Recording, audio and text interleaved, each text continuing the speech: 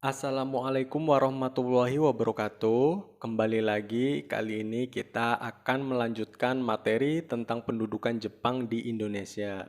Subjudul materi yang akan kita bahas kali ini adalah tentang perjuangan meraih kemerdekaan pada masa pendudukan Jepang. Kemudian yang kedua, akhir pendudukan Jepang di Indonesia. Kemudian yang ketiga adalah pengaruh Jepang yang masih terasa hingga kini. Sebelumnya jangan lupa like, comment, and subscribe dulu ya. Terima kasih. Masyarakat Indonesia akhirnya menyadari bahwa pendudukan Jepang di Indonesia sama seperti Belanda, di mana masyarakat tetap miskin dan menderita. Oleh karena itu, akhirnya muncullah perlawanan-perlawanan dari masyarakat Indonesia, ya. Bentuk-bentuk perlawanan yang dilakukan oleh masyarakat Indonesia ada yang berbentuk perjuangan secara kooperatif, kemudian ada yang melalui gerakan bawah tanah, dan mengangkat senjata secara terbuka. Perjuangan dengan cara kooperatif ya dilakukan oleh tokoh-tokoh nasionalis yang duduk di lembaga-lembaga penting bentukan Jepang. Kemudian, sedangkan perjuangan melalui gerakan bawah tanah dilakukan secara tertutup dan rahasia. Ya, tokoh-tokohnya yang melakukan gerakan bawah tanah ini adalah diantaranya ada kelompok Soekarni, kelompok Ahmad Subarjo, dan kelompok Sultan Syahrir. Kemudian perlawanan bersenjata. Yang pertama adalah perlawanan rakyat desa Sukamanah di Tasikmalaya. Penyebab perlawanan ini adalah di mana para santri di pesantren Sukamanah menolak untuk melakukan seikere atau membungkukkan badan ke arah matahari terbit ya sebagai penghormatan ke dewa matahari. Tetapi hal itu dianggap sebagai perbuatan yang syirik sehingga terjadilah perlawanan. Kemudian perlawanan yang kedua adalah perlawanan dari rakyat Indramayu. Hal ini disebabkan karena adanya kebijakan penyetoran sebagian hasil padi dan pelaksanaan kerja rodi atau kerja paksa yang disebut dengan Romusa. Kemudian yang ketiga adalah perlawanan rakyat Aceh, ya, dilatar belakangnya oleh tindakan yang sewenang-wenang yang dilakukan oleh pemerintah pendudukan Jepang. Kemudian yang keempat adalah perlawanan peta di Blitar, yaitu perlawanan ini disebabkan karena persoalan pengumpulan padi, Romusa dan Heiho yang dilakukan secara paksa dan di luar batas peri kemanusiaan. Menjelang akhir 1944, di mana posisi Jepang semakin terdesak oleh sekutu, sehingga akhirnya Jepang kembali mengulang janjinya, yaitu janji kemerdekaan kepada Indonesia.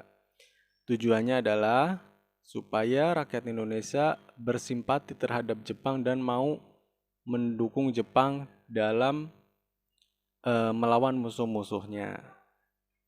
Kemudian realisasi dari janji tersebut adalah akhirnya dibentuklah suatu badan bernama BPUPKI atau Badan Penyelidik Usaha Persiapan Kemerdekaan Indonesia. Badan ini melakukan sidang pertamanya yaitu pada tanggal 29 Mei sampai 1 Juni 1945. Hasil utama sidang ini adalah sebuah rumusan yang menjadi dasar suatu negara. Sampai sidang berakhir belum diperoleh kata sepakat untuk menjadikan Pancasila sebagai dasar negara. Oleh karena itu, BPUPKI membentuk panitia kecil ya, yang tugasnya adalah menyelesaikan rumusan dasar negara serta tujuan dan asas yang akan digunakan oleh negara Indonesia yang akan lahir. Dalam sidang kedua ini, BPUPKI juga membentuk 3 panitia, yaitu terdiri dari panitia hukum dasar, panitia masalah ekonomi, dan panitia masalah bela negara.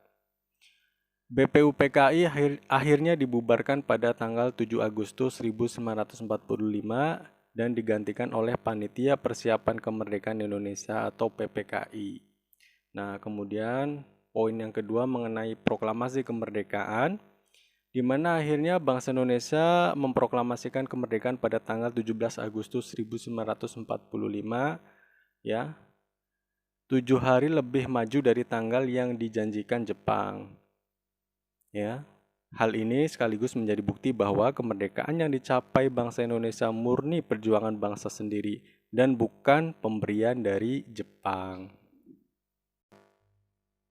Kemudian pengaruh Jepang yang masih terasa hingga kini adalah yang seperti kita lihat di lingkungan kita, ada RT, RW ya yang dibentuk pada masa pendudukan Jepang. Tujuannya adalah untuk memudahkan administrasi dan pengawasan. Kemudian bisa dilihat dalam peta konsep ya mengenai struktur masyarakat dari level atas hingga level RT. Kemudian dalam bidang bahasa ya sejak Sumpah Pemuda 28 Oktober 1928, pemerintah kolonial Jepang memainkan peran yang penting bagi perkembangan bahasa Indonesia. Kemudian dalam bidang kesenian, Jepang juga mendirikan pusat kebudayaan pada tanggal 1 April 1943 di Jakarta. Kemudian selain itu pada Agustus 1943, Jepang juga membentuk Persatuan Aktris Film Indonesia. Ya, kemudian dalam bidang pendidikan, kemudian dalam bidang militer juga membentuk suatu organisasi ya dalam berbentuk semi militer ya dan organisasi militer ya seperti contohnya PETA ya pasukan pembela tanah air ya.